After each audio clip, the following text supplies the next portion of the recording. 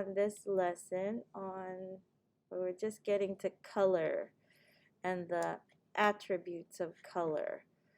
But I'm wondering, how many of you have ever created a color wheel before with paint?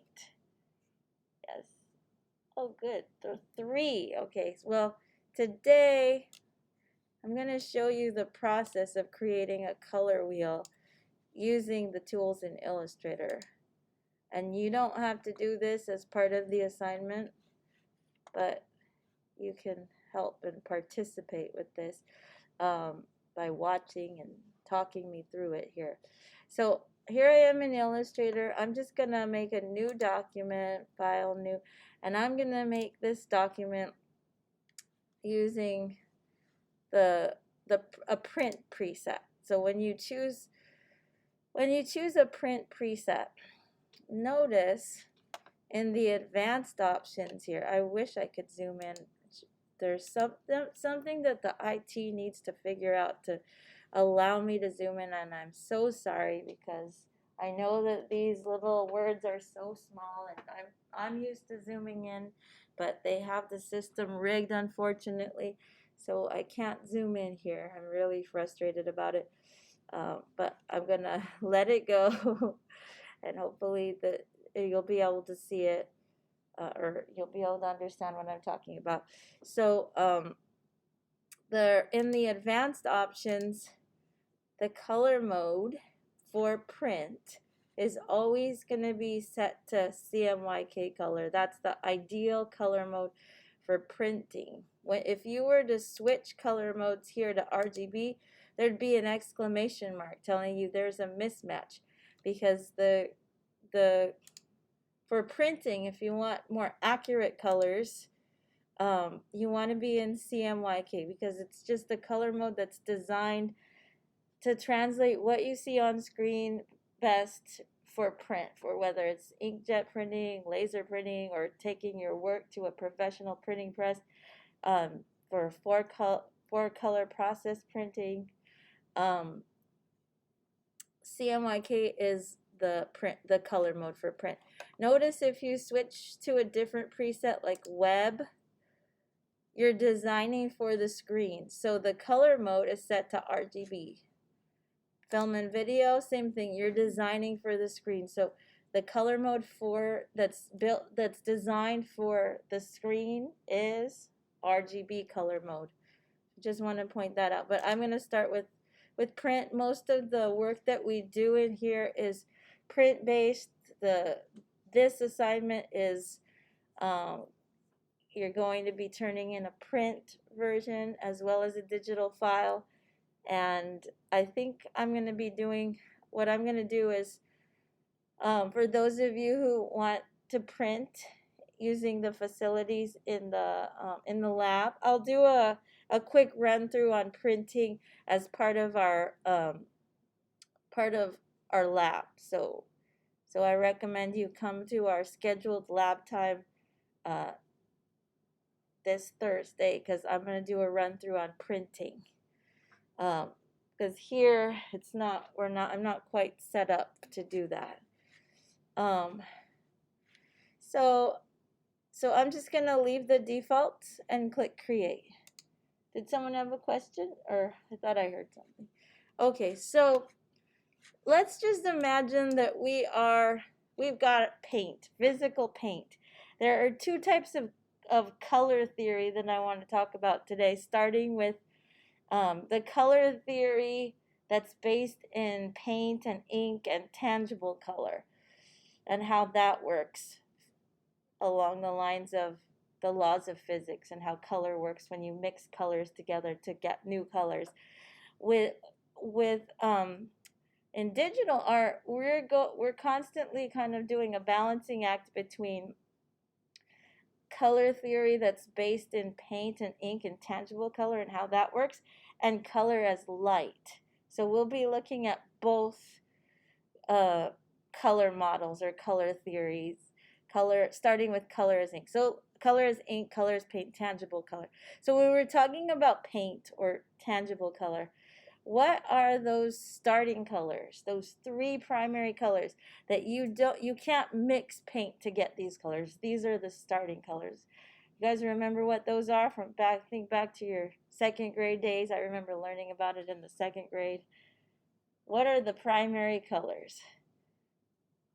The colors that you can't mix to get. They're the starting colors. You start with these three colors and then you mix them to get all the rest of the colors of the rainbow. Right, very good. You got it. So so that's what you would do if you were making a color wheel. So I'm gonna go to my ellipse tool and just gonna hold down shift and draw a little circle. And for choosing color in Illustrator, there are lots of ways to choose color. You could use the color panel that pops up automatically as soon as I start drawing out a shape, and you can click with the eyedropper here to choose a color, and you can use these sliders. These are the Cmyk sliders to adjust color, or you can use swatches, which you can get to swatches very easily from the appearance section of properties. When you click the fill pop out, and I can choose colors here. But I'm going to bring up the swatches panel. You can also float it under window. I'm going to bring up swatches. And so these colors are designed to be accurate colors for printing. So when I'm hovering over the colors now with my mouse, a little name comes up. So it tells me this color is a standard Cmyk red. So I'm going to go with that. I'm going to choose that color because I know it's tried and true. It's designed to be red. If it says it's red in swatches, it's going to print accurately. It's very, if you come over here to the color picker and you double click, or you use the color panel like I just did, and you choose color that way, it's very easy to choose a color that you think is going to be one color. You see it on your monitor as one color, and then when you go to print, it surprises you and it prints something that's not that color that you thought it was going to be. But at least with swatches, these are standard colors, so you can rely on those. If it says it's that color, then it is. So I'm going to duplicate this using my favorite way to duplicate, holding the Option key and Option dragging out a duplicate. And there's a yellow here, Cmyk yellow. I'm going to just choose that. So easy. I'm going to duplicate that out. And let's see, is there a Cmyk blue? Do I have it there? There's a Cmyk blue. It just makes choosing color easy to start with some of those swatch colors. Okay, now let's imagine, okay, now we have our starting colors. Now to build our color wheel, we will be mixing the two colors next to each other to get an in-between color. So what does red combined with yellow make? Imagine what if we had paint in front of us and we were mixing. It's like painting without the mess. What are we going to get? Orange, exactly. So I'm just going to duplicate this out, and I could go the easy route and choose an orange here, or I could double click on my fill color here and take a look at the color picker. This slider here, it's set to be a hue slider right now. You might think of it as sort of like a continuum that goes around, where see it's red here and then it kind of connects to red up there, and it's all the colors of the rainbow. So let's say I go down here to get an orange. This is probably still red here, but I can push this slider up towards the yellow, so I'm in between orange and yellow. This is like mixing paint without the mess and without the toxic fumes. I'm going to say okay there. Okay, now what happens if we mix blue and yellow? What do we get? Green. Very good. We got some color experts in the house here. And I'm going to cheat. Well, it's not really cheating. It's just using the tools that we have available. There's a Cmyk green there. That makes it easy. And then blue mixed with red makes purple, or sometimes we call it violet. And then, let's see, is there a Cmyk violet? I don't find one there, so I'm going to double click on the fill, and I'm just going to push this blue up towards the red where we have the violet. Okay. Okay, what do we call these three colors now? If these colors, red, yellow, and blue, what we call them the primary colors, what do we call these in-between colors? Secondary, that's right. And we just need one more set of colors to complete our color wheel. Does anyone know the fancy name for the next set of colors that we need to make? Those are the colors you get when you mix each color side by side to get an in-between. Anyone know? It starts with a T. Good. You're getting there. I think I heard it. Tertiary, yes. Yes. Okay, so I'm going to just duplicate the orange. And what do we get between orange and yellow? The names are pretty straightforward. Yellow, orange, right? And then I'm just going to double click on my color picker and push this orange up towards the yellow. And remember, and I'm not seeing exclamation marks, so that's good. Does that look like yellow, orange? Okay, then yellow mixed with green makes, pretty straightforward. What do I get if I push? I want to push this yellow towards the green. Oh, and I'm getting an exclamation mark. What does that mean? Did I talk about this? Out of gamut, right? So that's a warning. When you see that exclamation mark, that's a warning telling you that this color is just too intense, and it's not necessarily, it's not what I see on my screen is not gonna reproduce what the printer doesn't have the colors to reproduce what we see on screen. So we might see this lovely, very intense color, but the printer doesn't have the ink to do that, so it's just warning us. So I have to choose a color that's probably a little more dull. So I can either drag this circle down to dull it out manually, or I can click on the exclamation mark or the color below and ask and that'll get Illustrator to give me what Illustrator determines is a safe color. That's the next best thing. So I'll just do that. Say okay there. Now we're imagining we're mixing, this is green and blue. What do we get? Duplicating the blue. The in-between color is, what do we call it? We call it blue-green. Pretty straightforward. So I'm just pushing the blue down by dragging on this hue slider, pushing the blue down to the green. Now mixing the blue and the violet. What do we get in between? Just what you think it sounds like it's going to be, blue-violet, right? I'm going to drag the blue up towards the violet, but I don't want to go too far because I don't want to make it violet. I just want to make it blue-violet. Got to be careful not to get it too, that might not be violet enough. Let me push it a little more, not too much. Yeah, I guess that looks bluer than that. Okay. And then between the violet and the red makes a red-violet, which is a color that's kind of like magenta. And then red, the last one, red and orange makes, let me duplicate the red, red-orange. Let me just go down here, get a nice red-orange.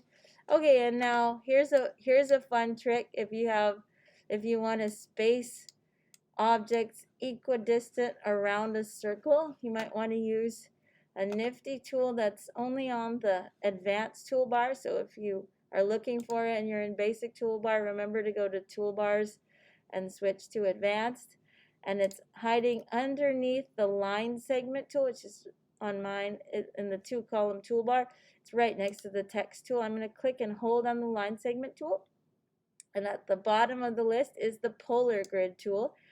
And the polar grid tool, I'm going to just drag out what I can make with the polar grid. You can always hold shift to constrain the proportions. The polar grid tool is going to make this circular grid, with concentric circles and radial dividers. But I only want radial dividers, so I'm going to delete this, and I'm going to double click on the polar grid. And I know I have 12 colors, so I need 12 radial dividers. I'm changing this number to 12, and I don't want any concentric circles, so I'm going to change that to 0 and say okay. Now when I'm going to hold shift and draw it out, and I'll have this nice little guide.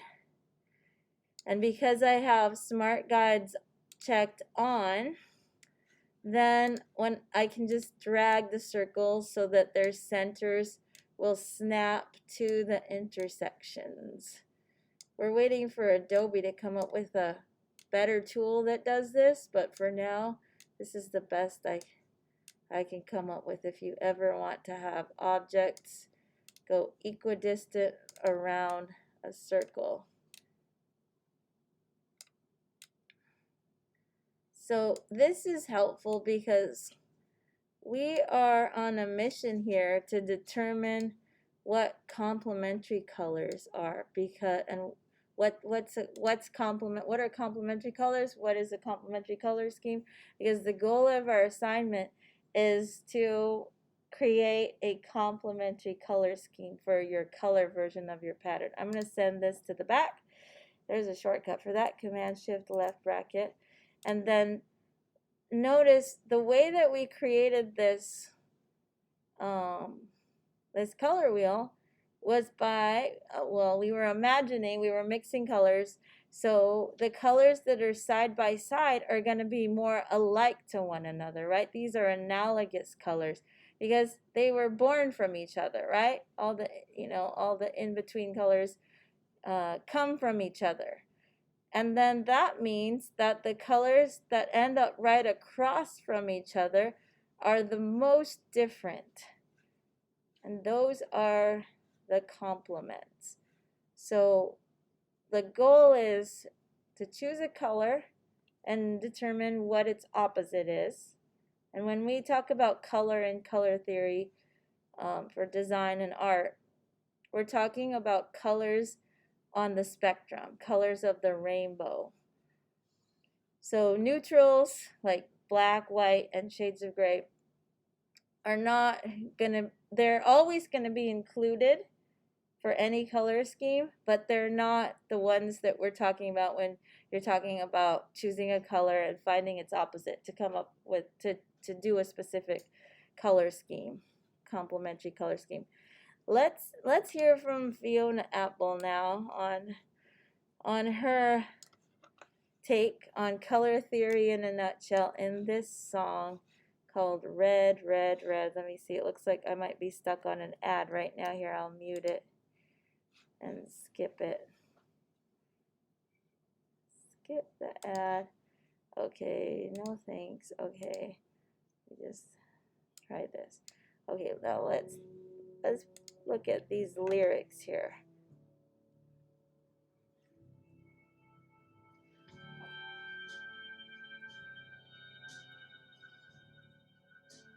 Oh no, I messed it up. I don't understand. Here, let me back it up. I was trying to raise the volume, but I turned the wrong knob. Is it loud enough? I don't understand about complementary colors and what they say. Side by side they both get bright, together they both get gray. But he's been pretty much yellow, and I've been kind of blue. But all I can see is red, red, red, red, red now. What am I gonna do? Okay, so that's pretty much, that's it. That's complementary. That's color theory in a nutshell by Fiona Apple. Let's break it down. So she starts by saying, I don't understand about complementary colors and what they say. So now we've figured out what complementary colors are. What are they? Does anyone give me an off the top of your head definition? What's that? Yes, yes, opposite colors, the colors that are most different, the ones that are right across from each other on the color wheel. And so she starts there with complementary colors, and then she actually talks about a real phenomenon about how complementary colors work physically in the physical world. Side by side, they both get bright, which is a true phenomenon of complementary colors at equal value. They actually create a vibrating effect called simultaneous contrast. They brighten each other up. They're intended to complement each other, to look good side by side. Together, they both get gray, which is also true when it comes to mixing color, blending color, mixing paint. When you mix two complements at equal value, you mix one color with its opposite, you neutralize, and you end up creating a neutral gray color when you're combining them at equal value at equal amounts. Okay, so, and gray, just I never talked about this before, but gray has sort of a meaning to it in this verse that's a little bit emotional. What kind of emotion might be attached to gray? And the word bright and gray. What's bright make you think of when we're thinking about emotions? Because color is really tightly attached to emotion. When we think about color and how we can use it in our work, we're able to evoke emotion with color. So when you hear the word bright, what do you think of for emotions? Happiness, yeah, bright, cheery. What about gray? What do you think of? Melancholy, yes, great word. Gloomy, sad, right? Okay, so think about that for a moment when we're interpreting this verse here. And then suddenly she goes more into emotion and also the meaning that culture attaches to color, the symbolic meaning that can be attached to color based on a specific culture. I would say American culture understands color in this way. So she says, but he's been pretty much yellow and I've been kind of blue. Blue's an easy one. It's always a little bit harder for everyone to pick up on what yellow might mean here. But when she says I've been kind of blue, blue symbolizes what feeling there? Sadness. So she's been sad and he's been pretty much yellow. Does anyone know what kind of meaning yellow has? It's a very specific cultural meaning that I think it comes from parts of the United States in the South. Yeah, scared. It's a cultural meaning. Like I don't know how it came about. What they called people, they use an insult. They say yellow belly, blah blah blah, like talking about someone being cowardly. So, what do you think he might be scared of? What do you think she might be sad about? any any any ideas? Anyone venture to imagine what this song could be about? No, no one wants to go there. Okay, okay. Then there's all this red, red, red. Well, let me play the next verse after the red, red, red, and then that might give a little more context to what he's scared of and what she's sad about.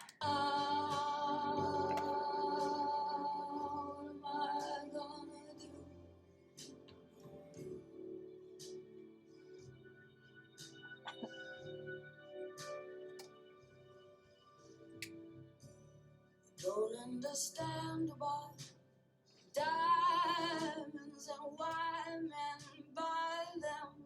What's so impressive about a diamond except the mining? she's kind of down about diamonds, and so maybe that gives a clue to what you think what's he sad about, and I mean, no, sorry, what's he scared about and what's she sad about, do you think? Now she's talking about diamonds. What are diamonds? What's that? Say that again. Marriage. Yeah, you think about the ring, and yeah, so he might be scared about the big C word, right? Commitment. Yeah, and then she's sad because he's not ready, and she's trying to put them together. They're and when you combine, and this is my take on it. This is what I do with it, based on just creating a color wheel. Now we're all experts. So when you mix yellow and blue, what do you get? What do you get? Green. Yes. So she's trying to put them together. What does green represent? Envy. Could represent envy. What else? What about on the road when we're driving? What is it? Go. She's trying to put them together and go forward with this relationship, and she's, so I'm imagining now that she's seeing green.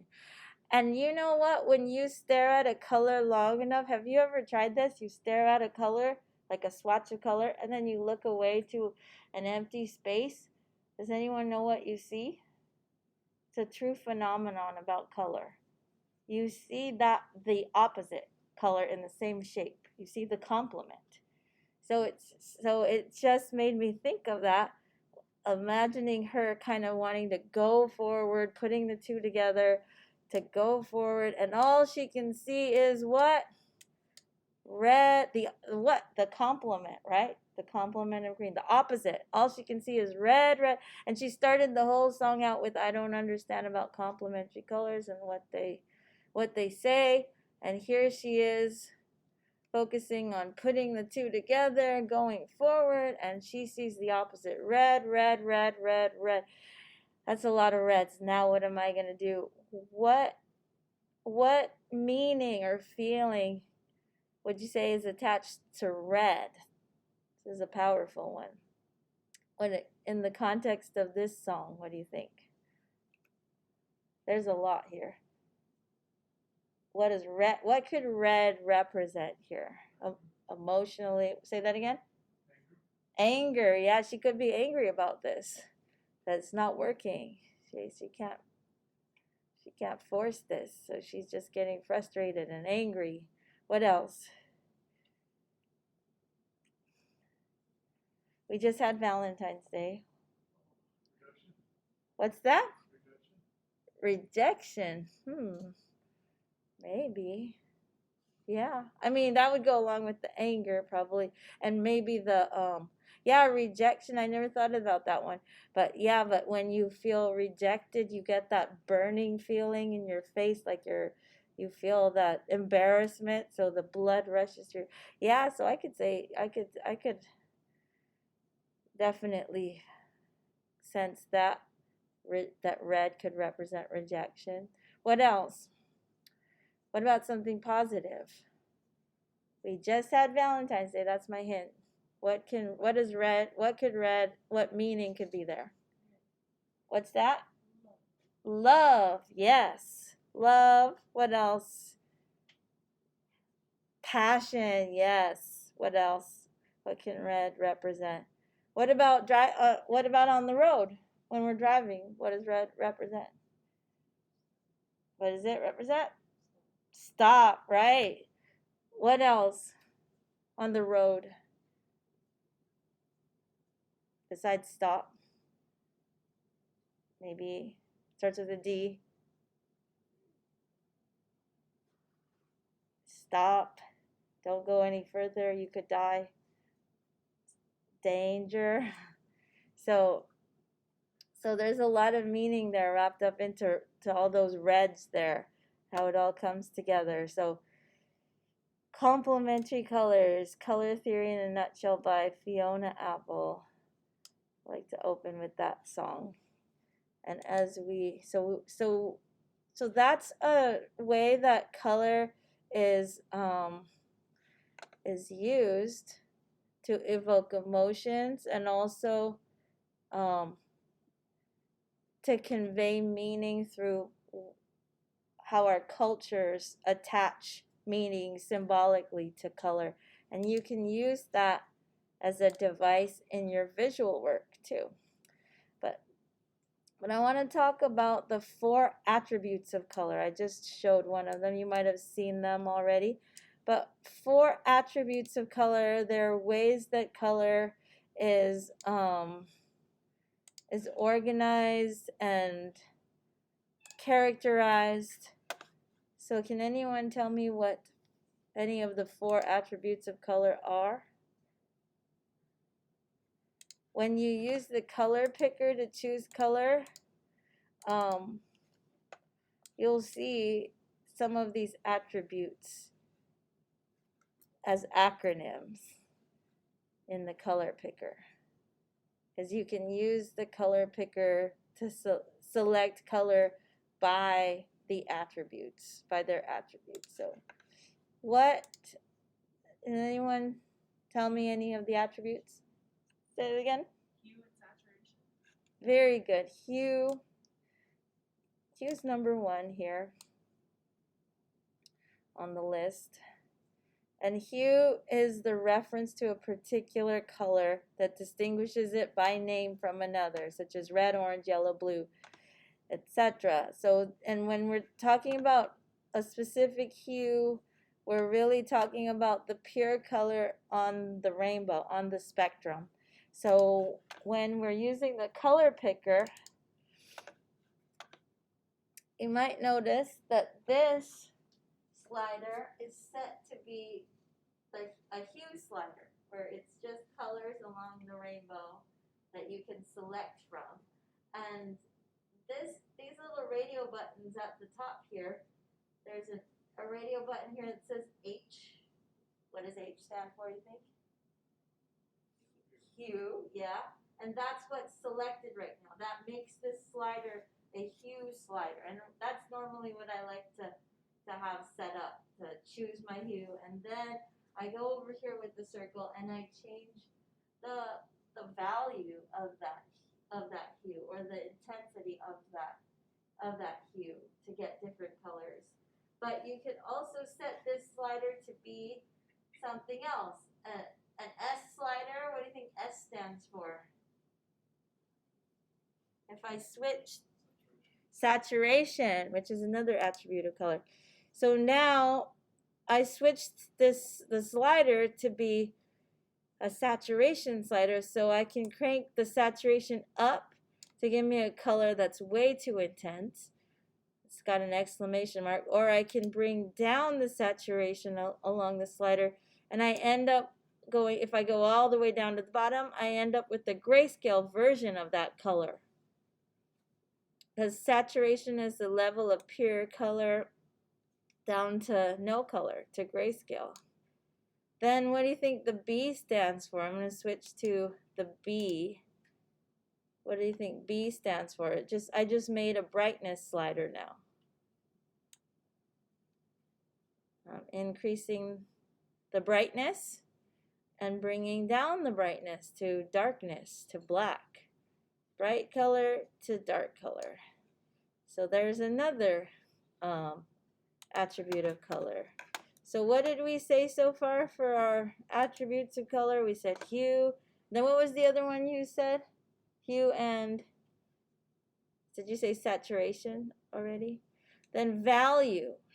Let me go to value next. So value is another name for brightness, I would say. The measure of lightness or darkness of a color. And value is broken down into tints, tones, and shades. So when I use the color picker, like I said, I choose a color on the spectrum, on the hue slider, and then I adjust the value. So now I'm making from this blue that I selected, I'm making a mix. It's like I'm mixing white. So I'm making what? Is this a tint, tone, or shade? this is actually a tint of blue. And then as I drag the circle down into this gray area, what do you think that is? A tint, tone, or shade? If you look at the handout here, when we're using paint to adjust value, we're making tint, tones, and shades. To make a tint of the color, the hue, we would add white. To make a tone, we would mix gray with the color. To make a shade, we would mix the color with black. So using the color picker here, now am I making a tint, tone, or a shade of this blue? Tone, yeah. And now I'm going down into the black area and I'm making a shade. Now what about if I chose red as my hue? So here I'm in the pure areas, choosing pure red. But how about if I go up here and I make a tint of red? What's that? What color is this actually? Yeah, we call that pink, but it's actually considered red when we're thinking about color and color theory. In terms of color theory, it's still in the hue of red. So if you were doing a complementary color scheme, keep in mind for any color scheme that you do, you can vary the colors, the two hues that you choose for your complementary color scheme. You choose one color and its opposite. What's the opposite of red? Green, because that's the color right across from red, the opposite. So for the complementary color scheme, don't think that it has to be like don't think that if you choose red and green that it has to be like a Christmas kind of design, Christmas colors, because how about pink? Can you do pink and green? Yeah, that's not as Christmassy as the pure red, but that will still count as a complementary color scheme if you use pinks, because pink is just a tint of red. And then when we go down into the shade, the tones, maybe call that a mauve or something, I don't know. And then we go down into the shades and we're getting browns even, and maroon colors. So we still give these colors names, these variations in value of the hue. These have their own names, but we don't really consider them like separate colors in color theory.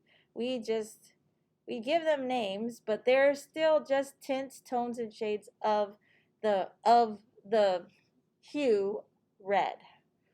So keep that in mind when you're coming up with your color scheme. Let's see what else here. So that's value. And then intensity. Intensity is also known as saturation. So saturation and intensity are defined as the brightness versus dullness of a color. And we use the term saturation in digital art a lot, and chroma is used as the term in video if you do color correction in video. And this is just bringing it back to painting, about dulling a color by mixing it with medium gray or its complement. Going into Illustrator, let's look at the color picker again. Notice when I move the circle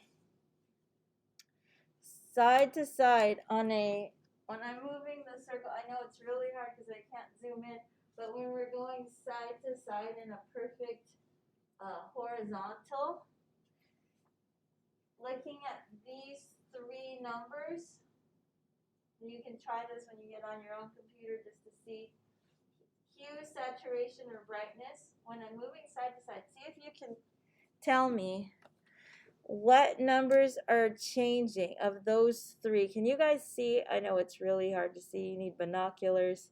But can you see of hue, saturation, brightness, which of these top three is actually changing when I'm I'm moving the circle just horizontally.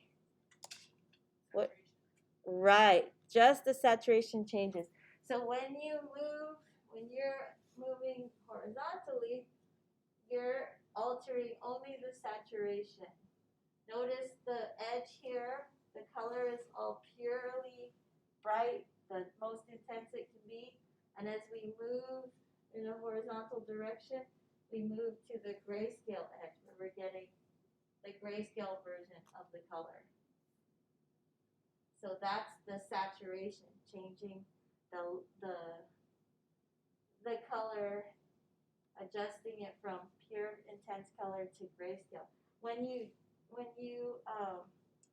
take a color photo and you turn it black and white, the term is called desaturating the photo, right? Taking the color out.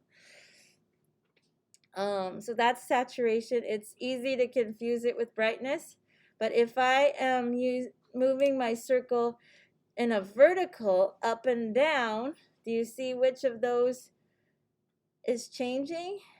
Hue, saturation, or brightness? Moving up and down in a vertical. I'm just moving the circle up and down. Well, which one do you think, if you can't see, which one do you think is changing? Moving up and down direction. Brightness, exactly right. So notice everything is light and bright on the top, and as we move down, everything darkens to the dark edge of everything goes black. So that's changing brightness. Okay, so that's that. Let me cancel this and jump back into this. And so that we talked about 3 attributes of color: hue, value, and intensity. Does anyone know what the number 4 is? What's the 4th attribute of color? This is on the extra credit game at the end, where you can earn points for answering questions correctly. So these facts might help you earn extra credit points down the line, or maybe you get these answers right on Jeopardy or something. But what do you think is the 4th attribute of color? There's hue, value, intensity. What else? What other characteristic can you think of that you can say one color is different than another in a certain, what quality divides colors up into groups? I'll give you a hint. Think about the weather. It's kind of cold this week, but last week was extremely hot. What do you think my hint is getting at here? Temperature. That's right. Color has physical temperature, and within the same or similar hues, you can even see a difference where warm colors tend to pop forward and cool colors pull backwards. So we can use that to our advantage as designers to create a sense of depth. And even within the same hue, this is a violet hue, you can see there's a subtle difference where the red violet pops a little more forward and the blue violet pulls backward. Color is defined as warmer with more amounts of red and yellow, and color is cooler with greater amounts of blue. Now we move on to color schemes, and these are just descriptions of some very well-known color schemes like complementary colors, monochromatic colors, and analogous colors. I also have on, let's see, on Canvas, let's look at Canvas here. See, what do I have for you? Let me see in files if I have a folder for this week. Let's see. I do have in files. If you go to files, I've got a package of handouts in the folder that's called Proj1 Pattern Color. So you can just click the dot dot dot and click download if you want to get that, download that whole folder. And I'm going to find it in my downloads now. And it looks like, okay, the one that's today, that's dated today, I'm going to double click on that and expand that out, project color, and I'm going to drag that to my desktop. I could just do it from here, put it on desktop. So on desktop, pattern color. So this is what we have here, the color wheel here that's all labeled, and I have a handout. I'm going to stretch this over here. Color schemes PDF here. I'm going to open that up to look at.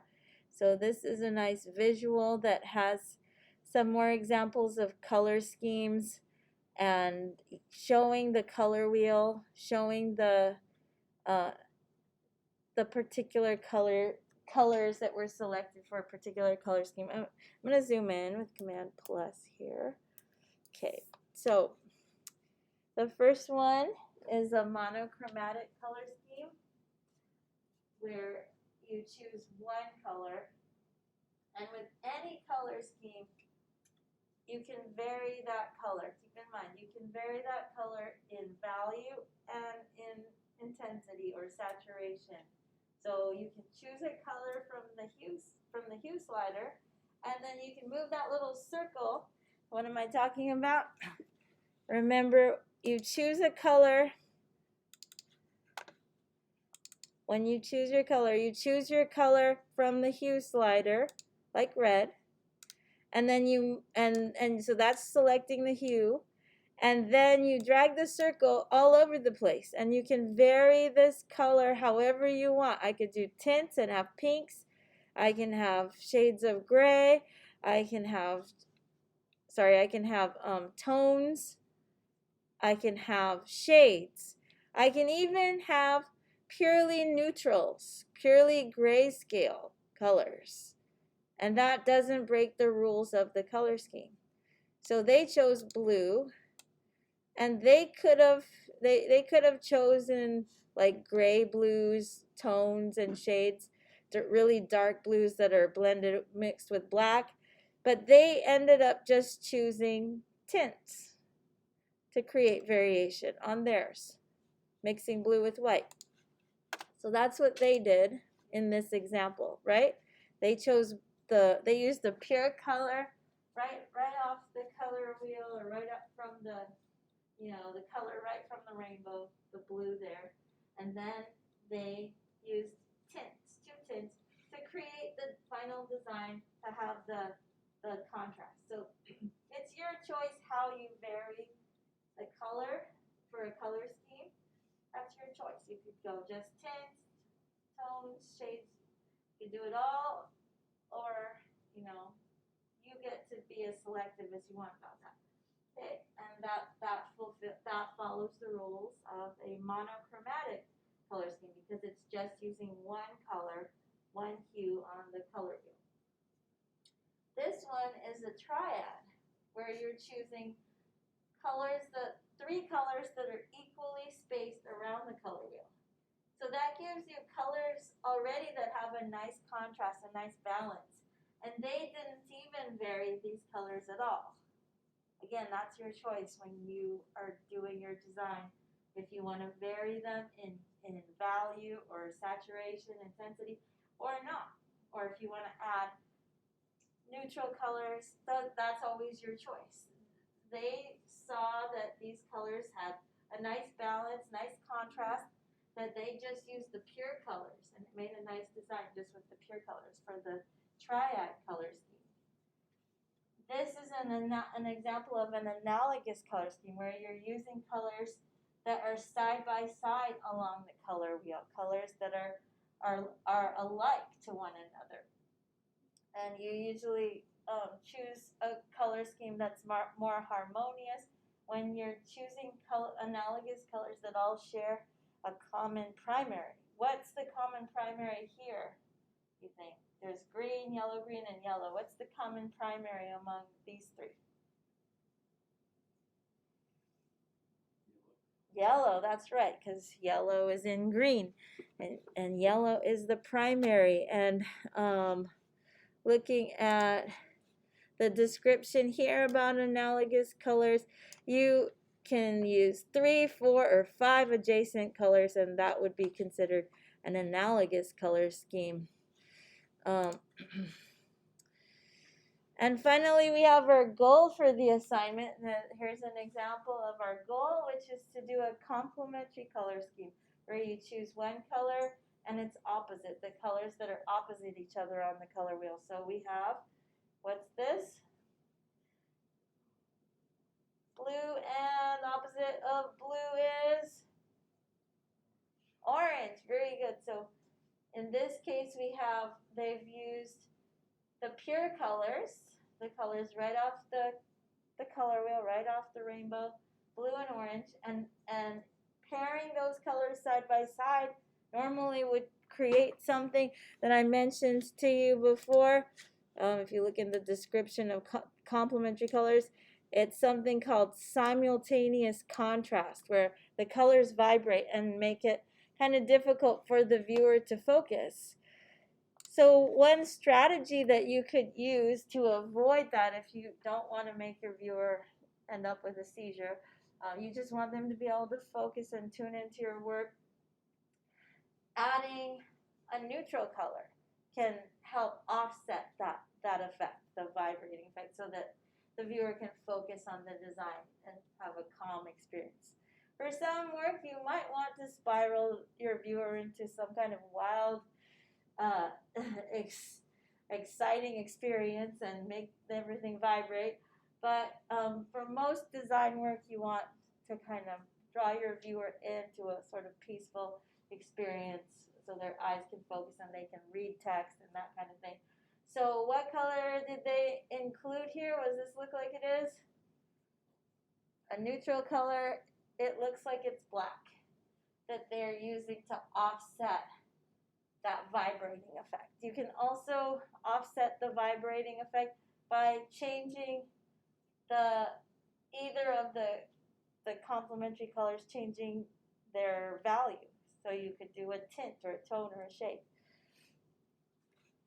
The last example of a color scheme here is the split complement, where you choose a color on the color wheel, and instead of choosing the exact opposite, the complement, you choose the colors on either side of the complement. So we've got, looks like a blue-green here, and instead of choosing the complement of blue-green, which would be what?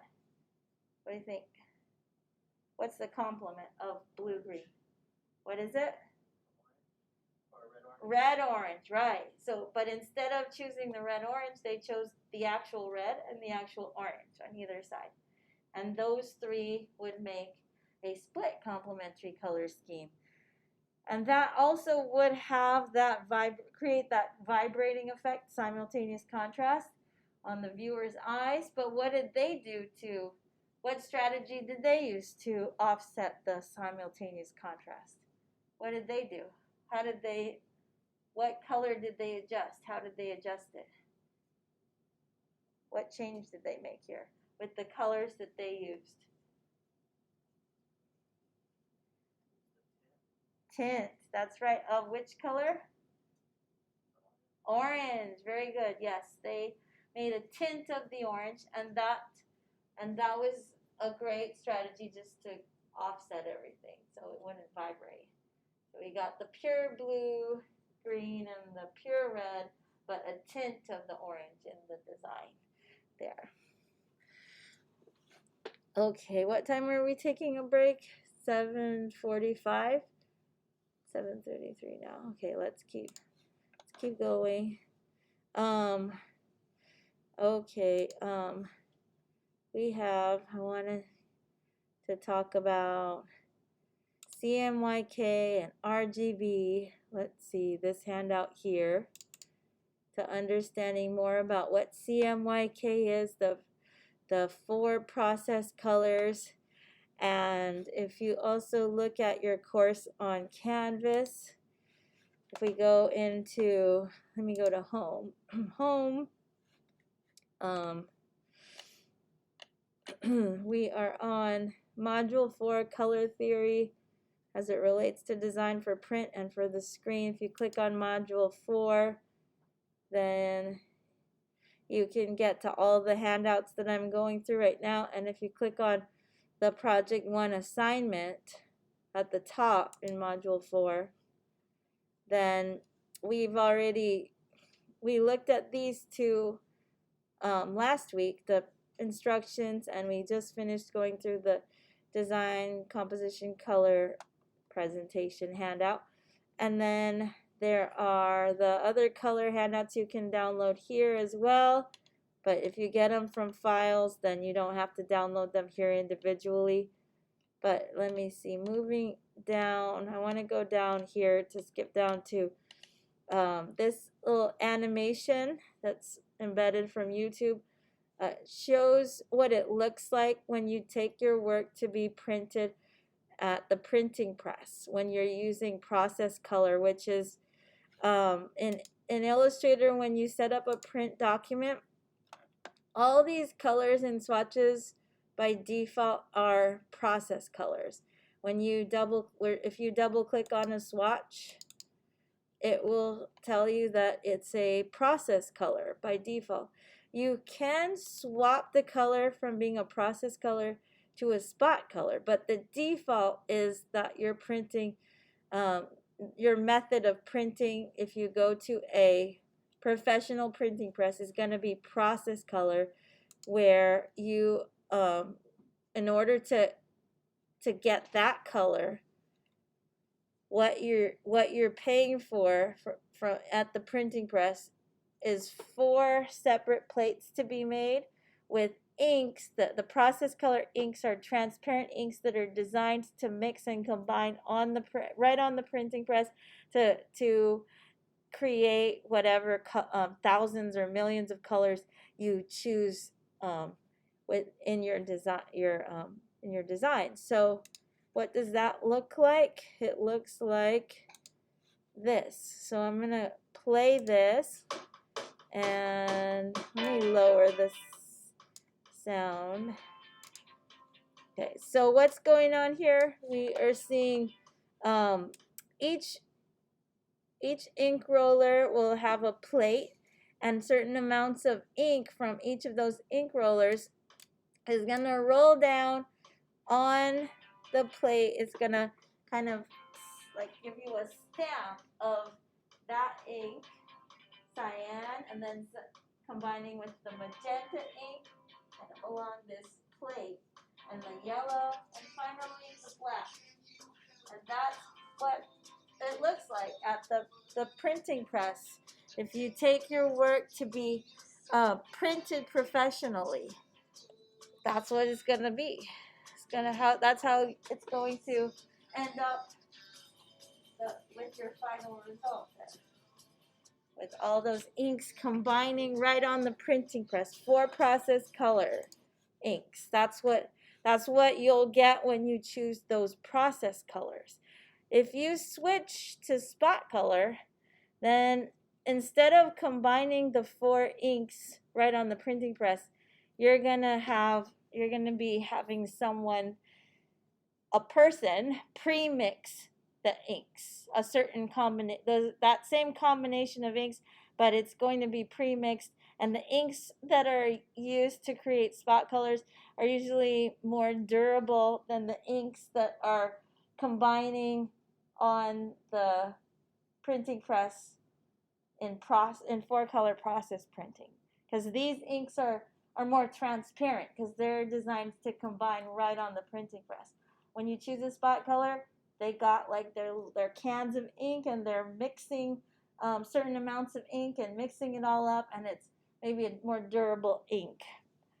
But you have to pay. Then you have to pay for a specific plate to be made for a specific ink color when you choose spot color printing. With process color printing, the benefit is you can use a lot more colors without having to pay for each of the plates separately. So you can do thousands of colors in one design with just paying for 4 plates. But if you have a design that's only a few colors anyway, and you're doing maybe like a bumper sticker, you want a more durable ink that's gonna last. So then you might choose spot color printing. Let's take a look at a little more information about 4-color process inks. I'm just looking here at the 4-color process inks: cyan, magenta, yellow, and black, which we also call key, and the acronym is CMYK. Why do you think we use K for black and not B? Let's notice when we double click on a color, it's called CMYK, each of the amounts of color that go into that color. Or when I double click on my fill here to choose color from my color picker, we have CMYK. Why do you think they use K instead of B? Right, yeah, we've already got a few B's already here. We got B for brightness, we got B for blue in RGB, red, green, blue. So that's just one too many B's, and they just decided to call black a key color because it's used all the time as, you know, a key color in darkening color, making dark versions of a color, making those shades and tones. It's a key color, so think of it that way. And when in process color, like I said, it's transparent ink, but it does spray on solid at when it's sprayed on at 100%. That's called a solid. And then this is just showing examples of what it looks like in tints at different percentages. Because when you choose a cyan, like a color that's a CMYK color, every color is designated by its percentage for how much cyan, magenta, yellow, and key are going to be combined in percentage value, in tints. So that's what these numbers are here, and that's what we're seeing here, just examples of the tints that are sprayed on in transparent amounts. And this is just showing that standard red is just a combination of 100% magenta with 100% yellow to make that standard CMYK red. And then this is showing, oops, I ended up on the second page. Okay, this down here is showing combining solids with tints. So we got 100% yellow combined with 20% magenta combined with 40% cyan. So those are 2 tints combined with a solid to create this dingy green color, which, well, it's a nice green.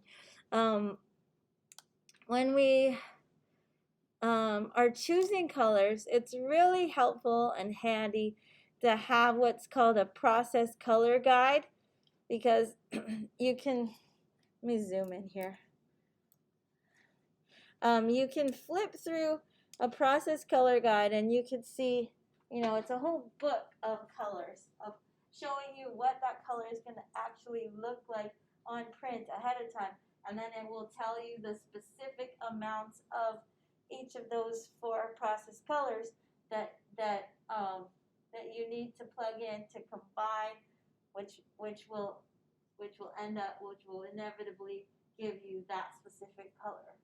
So a lot of times as designers, like I said, it's really difficult to achieve color accuracy with just looking at what the color looks like on screen, because monitors are different and it's easy to choose a color that's just not going to translate over, because color on screen is color as light. It's a different physical medium, color as light. So it's really tricky to translate what we see in color as light directly over to color for printing, color as ink. So it is helpful to see ahead of time what that color is going to look like and know the numbers ahead of time of what's the exact percentage makeup of that color, so you could plug it in. Just to show you how far off you could be. This image that we're looking at here, I scanned it from a book. So obviously the colors in the book look a little bit different than the color that I'm seeing over here on my screen. Even the color that I'm seeing from my screen to what you're seeing projected is a little different, going from one device to another. So from scanning to seeing it on screen, seeing it projected, it's all gonna be different. But this is, I have to say, what I'm seeing here from the scanned image is actually much more accurate to what it actually looks like on the printed page than what I see in Illustrator. Because take a look, check this out. Let me do this with just the blue here. So the blue, it's telling us here that to make this blue, it's 100 cyan, 0 magenta, 40 yellow, and 0 black. So I'm going to plug in Illustrator 100 cyan. I'm just going to remember 100 cyan, 40 yellow. If I forget, help me remember. Okay, so I'm going to drag out a circle here, and I'm going to double click here on my fill, and over here I'm going to put 100 cyan, 0 magenta, right? Excuse me, 40 yellow, and 0 black, and say okay. Excuse me, I'm getting an allergic reaction all of a sudden. It's probably time for break. Oh, it is time for break. No wonder I'm having an allergy attack right now. But look how different going from, see, this is what the color looks like in Illustrator. Wouldn't you be surprised if you went to print and then the color looked like that? So that's why it is helpful to see your color as it will be printed ahead of time, like in a process guide. If you don't have that luxury, because these things are kind of expensive, you can always ask, if you're going to go mass produce at a printing press, you can always ask ahead of time for a proof or a test print before they mass produce, because you never know how it's really going to come out and if you're going to really like that. It could really surprise you, especially just looking at this difference from this color to this color. And I plugged in those values exactly. But this is how I see it in Illustrator, and imagine it's going to print more like this. Kind of a big jump, right? Okay, I'm going to stop here. It's 7:47. Let's take 10 minutes, come back at 7:57.